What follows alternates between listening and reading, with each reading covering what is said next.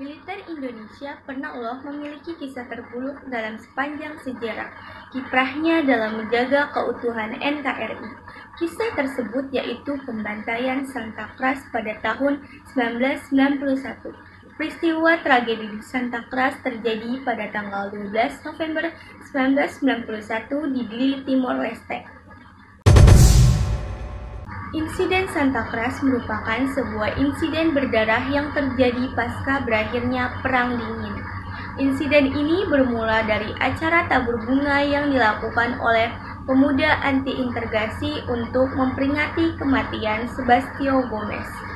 Sebastio Rangel Gomez, 5 September 1973 sampai 28 Oktober 1991 adalah pemuda berusia 18 tahun asal Timor Leste yang tewas ditembak mati oleh intelijen Angkatan Bersenjata Republik Indonesia atau disebut ABRI di Gereja Motael, Dili.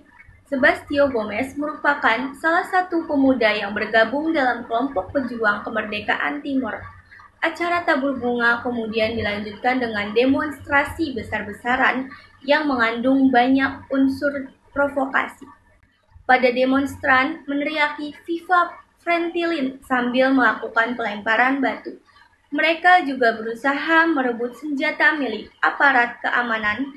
Demonstrasi yang bersifat anarkis memicu terjadi insiden berdarah yang memakan banyak korban jiwa. Awal mula terjadinya peristiwa tersebut dimulai pada bulan Oktober 1991.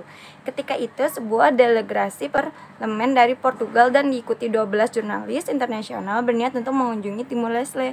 Hal tersebut disambut meriah oleh masyarakat Timor Leste dalam memperjuangkan kemerdekaannya. Namun, kedatangan Portugal sendiri ditolak oleh pemerintahan Indonesia karena keberatan apabila kunjungan mereka disertai dengan jurnalis sehingga delegasi Portugal memutuskan untuk membatalkan kunjungan ke Timor Leste. Pembatalan ini membuat kekecewaan bagi mahasiswa pro kemerdekaan yang bertujuan untuk memperjuangkan hak kemerdekaan dan meraih kemerdekaan di Timor Leste. Sehingga akibat kekecewaan ini menimbulkan situasi panas antara para mahasiswa dengan pihak pemerintahan Indonesia. Situasi tersebut tiba pada puncak tanggal 28 Oktober 1991, yang saat itu terjadi konfrontasi antara pihak pro kemerdekaan dengan pro integrasi saat melakukan pertemuan di halaman gereja Motael Dili. Peristiwa tersebut ditimbulkan korban tewas dari pihak pro integrasi yaitu Alfonso Henriques. Sedangkan dari pihak pro kemerdekaan yaitu Sebastian James yang tewas ditembak mati oleh tentara Indonesia. 12 November 1991, tepatnya pukul 7 waktu setempat, ratusan masyarakat Timor Leste mengikuti misa arwah untuk memperingati kematian aktivis pro kemerdekaan Sebastio Gomez di Gereja Motael Dili. Ketika misa usai dilaksanakan, sekitar 500-an orang keluar dengan membentangkan spanduk bergambar Xanana Gusmao, seorang pemimpin gerakan pro kemerdekaan Timor Leste. Mereka berjalan sejauh 4 km menuju TPU Santa Kras sembari meneriakkan jargon mereka. Sampainya di TPU, tentara Indonesia telah bersiaga yang terdiri dari pasukan Kompi A, Brimob 5485, Kompi A dan Kompi D, Batalion 303, dan beberapa kompi campuran dengan memakai baju selayaknya preman. Saat itulah, rekaman video yang dilakukan jurnalis Inggris Max Stahl, suasana berubah menjadi kacau. Tentara Indonesia berhadapan dengan para demonstran dan mulai menyerang pengunjuk rasa. Stahl sendiri mengakui melihat mayor dan tentara Indonesia Gerhan Lantara sedang menyerang pengunjuk, termasuk seorang perempuan yang saat itu mengibarkan bendera Timor Leste. Selain itu, beberapa aktivis Fretilin juga mengakui sempat dipukuli oleh tentara dan juga polisi Indonesia. Saat iringan masyarakat memasuki area pemakaman, beberapa dari mereka terus berunjuk rasa di depan pagar dan berhadapan dengan 200 tentara sambil mengarahkan senjata menuju demonstran tersebut. Lalu sirine dibunyikan dan diiringi dengan penembakan yang dilakukan oleh tentara Indonesia ke arah ratusan orang tersebut. banyak masyarakat berlarian hingga sembunyi di antara nisan-nisan TPU Santa Cruz.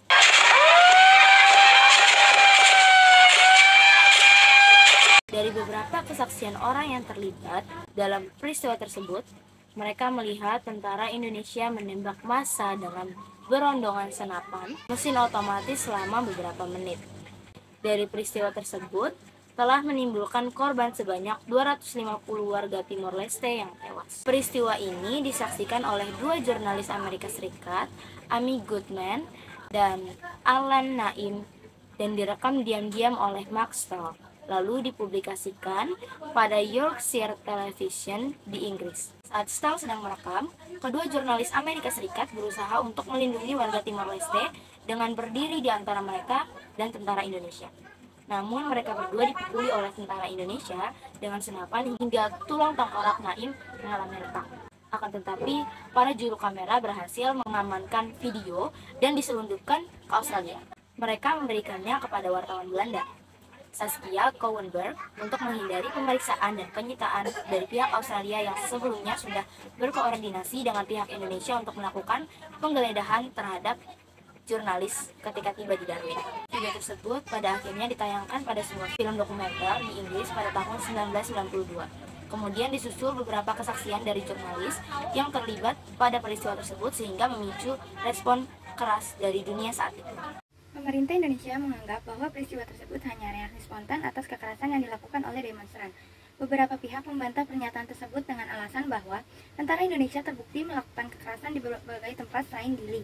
Tetapi politikus dan perwira Indonesia menganggap tindakan dari tentara Indonesia tersebut sudah benar karena sebagai reaksi dalam menghadapi pengunjuk rasa yang semakin brutal, sehingga dengan tembakan akan dapat meredam aksi dari pengunjuk rasa tersebut.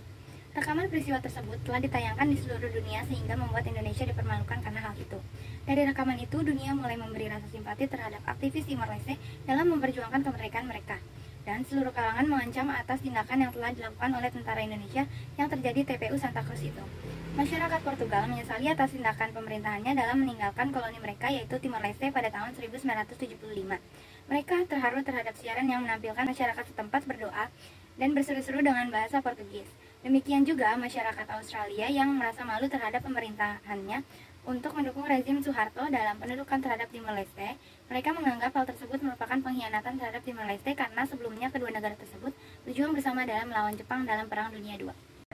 Peristiwa ini membuat Portugal untuk mengencarkan diplomasinya. Portugal mengajak negara-negara Eropa untuk memberi tekanan kepada Indonesia. Namun, upaya gagal karena Inggris saat itu memiliki hubungan perekonomian yang erat dengan Indonesia. Dalam keterlibatan perjualan senjata, masyarakat Australia juga mengkritik atas pemerintahan yang mengakui penduduk Indonesia atas Timor Leste karena pemerintahan Australia memiliki kerjasama militer dengan Indonesia. Pada tahun 1999, Australia memutuskan hubungan dengan Indonesia akibat peristiwa kekerasan yang dilakukan tentara Indonesia setelah referendum Timor Leste. Saat itu pemberitahuan mengenai peristiwa ini membuktikan bagaimana semakin pesatnya perkembangan Indonesia dan teknologi komunikasi baru di Indonesia yang membuat rezim Orde Baru menjadi kesulitan dalam mengandalkan akan keluar masuknya informasi bagi Indonesia. Salinan rekaman pembantaian tersebut ditayangkan kembali di Indonesia agar masyarakat dapat mengetahui tindakan pemerintahnya yang selama ini selalu ditutup-tutupi. Dengan adanya informasi tersebut membuat beberapa kelompok mahasiswa pro-demokrasi dan mahasiswa mulai berani untuk membahas Timor Leste. Namun mereka juga mengkritik terhadap rezim Orde Baru dan masa depan Indonesia secara keseluruhan. Saat ini peristiwa tersebut diperingati sebagai Hari Pemuda oleh masyarakat Timor Leste pada setiap tanggal 12 November. Tragedi ini selalu dikenang oleh seluruh masyarakat Timor Leste sebagai masa lalu yang kelam bagi sejarah mereka dan tidak akan mudah terlupakan. Dampak kejadian pembantaian Santa Cruz yang terjadi tanggal 12 November 1991 telah menewaskan 50 warga sipil Timor Timur. Selain itu, menurut laporan lain, disebutkan ada ratusan orang luka-luka dan puluhan tewas terkena peluru tentara Indonesia. Setelah dilakukan penyelidikan lebih rinci, ada 273 orang tewas dari insiden pembantaian Santa Cruz. Awal tahun 1992, Mabes AD melalui Dewan Kehormatan Militer memecat Panglima Daerah Militer 9 Udayana Maijen Sintong Panjaitan. Meskipun sejumlah komandan yang diduga telah terlibat dalam Santa Cruz sudah dipecat, Jakarta tetap melancarkan operasi militer di Timur Timur. Bahkan, setelah pembantaian Santa Cruz terjadi, Departemen Luar Negeri Amerika Serikat mengeluarkan lisensi penjualan 300 jenis peralatan militer ke Indonesia. Beberapa peralatan yang dijual adalah senjata mesin dan M16 hingga komponen elektronik, dari alat komunikasi hingga suku cadang pesawat tempur. Dari kejadian ini, maka tentara Indonesia yang dipimpin oleh Panglima ABRI Jenderal Tri Sutrisno dituding melakukan pelanggaran HAM. Selain itu, pimpinan kemerdekaan Timur Timur, Senana Gusmau juga ditangkap pada tanggal 20 November 1992. Teori tragedi Santa Cruz ini diduga ada dalangnya. Dalam buku Hendra Subroto, Sintong Panjaitan, Perjalanan Seorang Prajurit, para komando mencatat bahwa dalam tragedi tersebut ada kemungkinan keterlibatan orang ketiga dalam tragedi Santa Cruz. Pihak ketiga inilah yang menjadi dalang aksi sabotase di Santa Cruz yang mengarah ke kekerasan militer. Tapi hingga sekarang tragedi berdarah di Santa Cruz tersebut masih belum jelas siapa pihak ketiga atau dalang utama di balik semua itu.